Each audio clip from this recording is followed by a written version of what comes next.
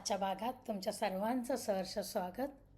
आयुष्य प्रत्येकाचं आपलं जीवन आपण जगत असतो. जन्मापासून मरणापर्यंतचा आपला प्रवास म्हणजे आयुष्य. तर ह्या आयुष्यात प्रत्येकाचं वेगवेगळेपण असतं. प्रत्येकजण आपापल्या पद्धतीने आपल्याला जे हवं त्याप्रमाणे जगत असतो. कोणी ते गांभीर्याने घेतं, कोणी लाईटली घेतं, कोणी मजेशीरपणे आयुष्य जगतं, तर कोणी खूपच सिरियसली आयुष्य जगतं. पण आयुष्याचं काहीतरी ध्येय असतं, असावं तरी, आणि ते मिळवण्यासाठी आपण आयुष्यभर झटत असतो.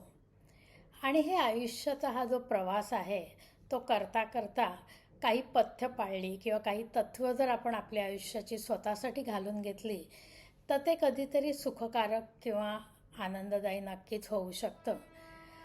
तर अशीही काही तथ्य असतात, काही म्हणजे तत्त्व असतात किंवा काही पथ्य असतात, वेगवेगळी असतात. प्रत्येक काय म्हणता येईल याला आपल्या आध्यात्मिक ह्याच्यात सुद्धा त्याच्यात वेगवेगळे त्यांनी मार्ग दिलेले आहेत आणि प्रत्येकजण आपापल्यासाठी तत्त्व बनवत असतो आणि आपापला प्रवास आपण कसा करायचा ह्याप्रमाणे ठरवत असतो. आपण गाडी चालवतो तेव्हा त्याचा वेग नियंत्रण करण्यासाठी गिअर्स बदलत असतो. कधी फास्ट चालवतो, कधी स्लो चालवतो, कधी त्याचा वेग आपल्याला मंद करावा लागतो, तर कधी आपण हायवे असेल तर हाय स्पीडनी पण जाऊ शकतो. तर हे जे गाडीच्या बाबतीत गिअर्स चेंजिंग करत असतो आपण गरजेनुसार, त्याप्रमाणे आपल्या आयुष्यातसुद्धा करणं गरजेचं नाही का? तर अशाच आशयाचं चेंजिंग गिअर्स म्हणून जे पुस्तक आहे ते पब्लिकेशनच्या स्वरूपातसुद्धा अवेलेबल आहे आणि पेपरबॅक पब्लिकेशनसुद्धा ॲमेझॉनवर अवेलेबल आहे. Changing gears a family odyssey to the end of the world हे नॅन्सी साथे वोगल या लेखिकेने लिहिलेलं पुस्तक आहे. ओल्ड स्टोन पब्लिशिंगने पब्लिश केलेलं 2013 हे पब्लिश केलेलं पुस्तक आहे आणि साधारणतः 300 पानांचं हे पुस्तक आहे. चेंजिंग गिअर्स हे केवळ प्रवास वर्णन नाही आहे, तर एक कुटुंब, धाडस, मातृत्व, नातेसंबंध, भीती, विश्वास आणि जगाकडे पाहण्याचा दृष्टिकोन याचा संगम असलेलं आत्मकथनच आहे असं मला वाटतं. आधुनिक सुखसोयी, सुरक्षितता आणि निश्चितता यांच्या चौकटीबाहेर जाऊन जग पाहण्याची हिंमत किती लोक बरं करतात. त्यातही आई वडील आणि 2 लहान मुलं त्यांनी सायकली चालवत उत्तर अमेरिकेपासून दक्षिण अमेरिकेच्या टोकापर्यंत जाणं ही अंगावर काटा आणणारीच गोष्ट आहे. पण नॅन्सी वोगल या ज्या आहेत त्या आणि त्याचं कुटुंब हे प्रत्यक्षात त्यांनी हे करून दाखवलं. या पुस्तकाची सुरुवात एका साध्या पण अस्वस्थ करणाऱ्या प्रश्नाने होतं आणि ते म्हणजे आपण आपल्या मुलांना काय देतो आहोत? सुरक्षितता की स्वातंत्र्य, सोय की अनुभव? अमेरिकेत स्थिर आरामदायी आयुष्य जगत असताना शिक्षिका असलेली नॅन्सी आणि तिचा पती जॉन यांना जाणवतं की आयुष्य हळूहळू यांत्रिक होत चाललं आहे. रोजची धावपळ, ठराविक चौकट आणि भविष्याची चिंता या सगळ्यातून बाहेर पडण्यासाठी त्यांनी एक धाडसी निर्णय घेतला आणि तो म्हणजे सगळं मागे टाकून सायकलवरून अलास्कापासून जगाच्या टोकापर्यंत जायचं. त्यांचा हा प्रवास अलास्कापासून जो सुरू होतो आणि दक्षिण अमेरिकेतील पॅटागोनियातील टिएरा डेल फुएगो या जगाच्या शेवटच्या टोकापर्यंत जातो. 27,000 किलोमीटर अंतरामधील असंख्य देश, बदलती भाषा, संस्कृती, हवामान आणि राजकीय परिस्थिती हे सगळं काही या प्रवासात ते सामावलेलं आहे. पुस्तकाचा खरा गाभा हा भूगोलात नाही आहे, म्हणजे त्यांनी कुठले कुठले प्रदेश प्रवास केला ह्याबद्दल नाही आहे, तर ॲक्च्युली त्यात भेटणाऱ्या त्यांच्या माणसांबद्दल आहे. नॅन्सी अत्यंत प्रामाणिकपणे लिहिते की तिचा प्रवास कुठेही रोमॅन्टिक करून दाखवण्याचा तिचा अट्टाहास नाही. पावसात भिजलेले तंबू, आजारी मुलं, अस्वल, रानटी कुत्र्यांची भीती, खडतर रस्ते, थकवा, अपयश आणि कधीकधी हे आपण का बरं करतोय असाही प्रश्न, हे सगळं ती पुस्तकात मोकळेपणे मांडते. वाचकाला हे पुस्तक वाचताना स्वतः त्यात गुंतून गेल्यासारखं वाटतं. या पुस्तकाचं एक मोठं वैशिष्ट्य म्हणजे नॅन्सीच्या मातृत्वाबद्दलचा विचार. नॅन्सी ही फक्त प्रवासी नाही, तर ती 10-12 आणि 12 वर्षाच्या 2 मुलांची आईसुद्धा आहे. तिच्या मनात सतत एक प्रश्न घोळत असतो की माझ्या मुलांचं आयुष्य अस्थिर तर करत नाही आहे ना मी, त्या धोक्यात तर मी त्यांना टाकत नाही आहे ना. पण जसजसा प्रवास पुढे जातो तसतसं तिला उमगतं की खरी सुरक्षितता म्हणजे मुलांना जग दाखवणं, जगावर विश्वास ठेवायला शिकवणं हे होय. तिची मुलं स्थानिक मुलांबरोबर खेळतात, वेगवेगळ्या भाषातील शब्द शिकतात, गरिबी, कष्ट, सहानुभूती प्रत्यक्ष अनुभवतात. ही मुले शाळेच्या चौकटीबाहेरचं शिक्षण घेतात आणि जग हीच खरं तर त्यांची शाळा बनते. सायकलवरचा हा दीर्घ प्रवास नॅन्सी जॉन यांच्या नात्याचीही कसोटी पाहतो.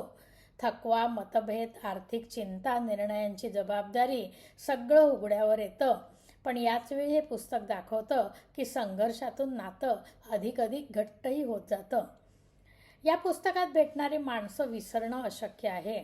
मेक्सिकोतला शेतकरी, मध्य अमेरिकेतील आदिवासी, अँडीज पर्वतावरील साधे पण उदार लोक, गरीब कुटुंब जी स्वतःकडे काही नसतानाही अन्न आणि आसरा देतात.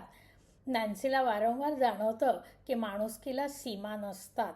पासपोर्ट, भाषा, धर्म, राजकारण हे सगळं काही दुय्यम ठरतं जेव्हा एखादा माणूस दुसऱ्या माणसाच्या मदतीला धावून येतो. चेंजिंग गिअर्स हे पुस्तकाचं शीर्षक अत्यंत अर्थपूर्ण आहे. सायकल चालवताना गिअर बदलणं जितकं आवश्यक तितकंच आयुष्यातही. कधी वेग कमी करावा लागतो तर कधी चढावासाठी त्याप्रमाणे गिअर बदलावा लागतो, तर कधी थांबून श्वास घ्यावा लागतो.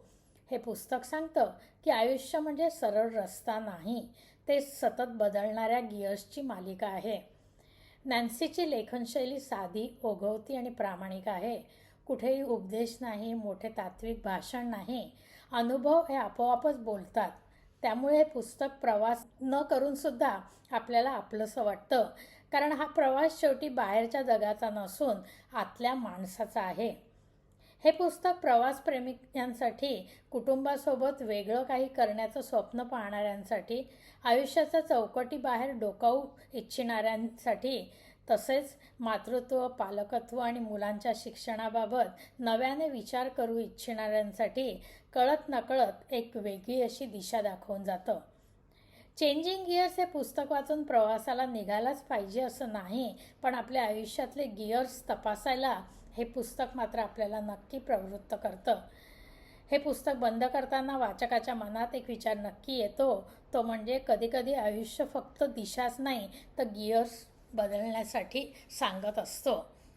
त्यामुळे आपण आपल्या आयुष्याला कसं वळण द्यायचं हे जेव्हा आपण बऱ्याचदा ठरवत असतो, त्याचबरोबर त्याचा वेग काय ठेवायचा हे सुद्धा लक्षात ठेवायला हवं.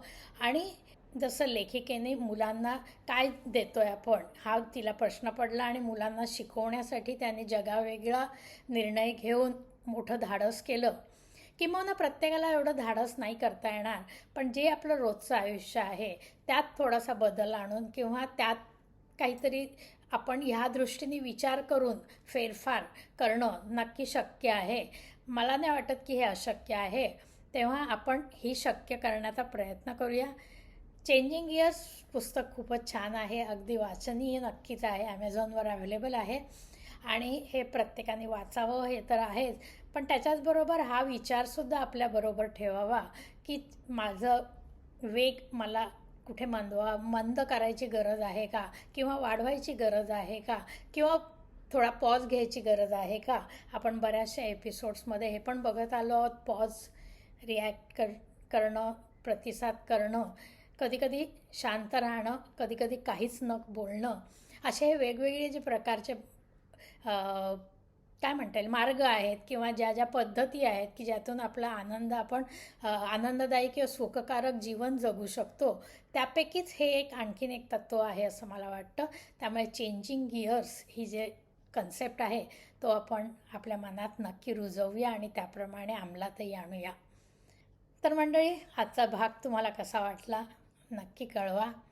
तुम्ही तुमचा प्रतिसाद नक्की द्या. तुम्हाला आवडला असेल तर लाईक करा, इतरांना शेअरही करा आणि आमचं चॅनल जर सबस्क्राईब केलं नसेल तर सबस्क्राईब करावी विनंती. आज इथे थांबूया.